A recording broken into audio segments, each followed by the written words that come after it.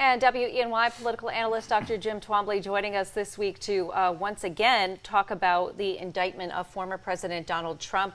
Jim, that indictment getting handed up, this latest one getting handed up last night out of the state of Georgia.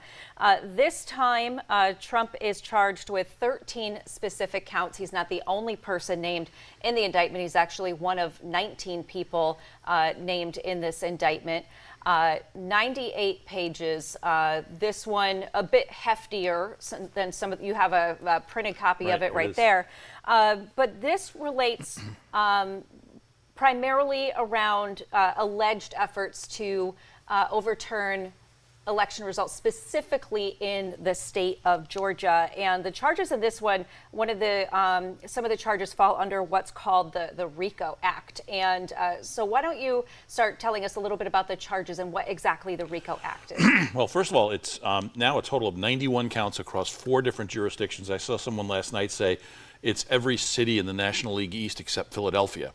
So we have 18 co-defendants, so it's 19 total defendants in this particular indictment. RICO stands for Racketeer Influenced Corrupt Organization. These are laws that are used primarily for the prosecution of organized crime, drug cartels, and gangs, but they can be used to cover a number of many conspiracies. Fani Willis used it to prosecute a cheating scandal among Atlanta teachers. Okay, and now with the RICO Act specifically, the other federal indictment has also charged him with acts regarding overturning the election, but the Georgia indictment seems to kind of hone in a little bit more specifically in inciting this act. So why pursue charges under kind of this umbrella? Well, if you think of the set of charges and how everything led up to January 6th, think of that as a pie. This Georgia piece is one slice of the pie. And in doing so, Willis can get very specific about a lot of the day-to-day. If you read the indictment, each act is one day going from just before the election up to on or about January 6th. The law itself is expansive. It allows prosecutors to tell a much broader story. The Georgia RICO law is much stronger than the federal law. There is a minimum 5-year sentence if somebody's found guilty under it. Willis can also then use acts in other locations like Washington, D.C., or Nevada or Arizona to help connect the dots and show a wider ranging conspiracy and that actions in Georgia were just a part of that larger conspiracy. Okay, and there were 61 specific acts cited, like you said. 161. 161, correct. Not all taking place in the state of Georgia, but expanding beyond, like you said.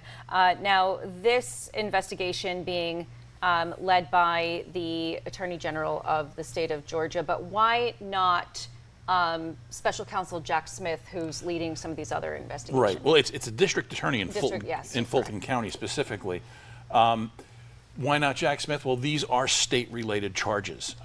It's, again, a question of multiple jurisdictions. It's the same set of events, but there are very different specific violations of Georgia state law as opposed to federal law. Okay, and just really quickly, looking at the political impact out of this, Trump doesn't appear to be hurt by this when it comes to his base. No, once again, we'll see his donations go up and probably his poll numbers go up within the Republican Party, but it may cut further into his support among independents in the general election. But one little interesting twist here is the New Hampshire primary is one of the first ones. They allow independents to vote in the primary. Independents could possibly come out to vote in the New Hampshire primary to vote against Trump if they are that upset with this kind of behavior continuing. So we'll have to see if perhaps this has an impact on the earliest primaries, and that might then have a ripple effect down the road. Okay. Well, Jim, thank you so much for joining us to break it down. My pleasure.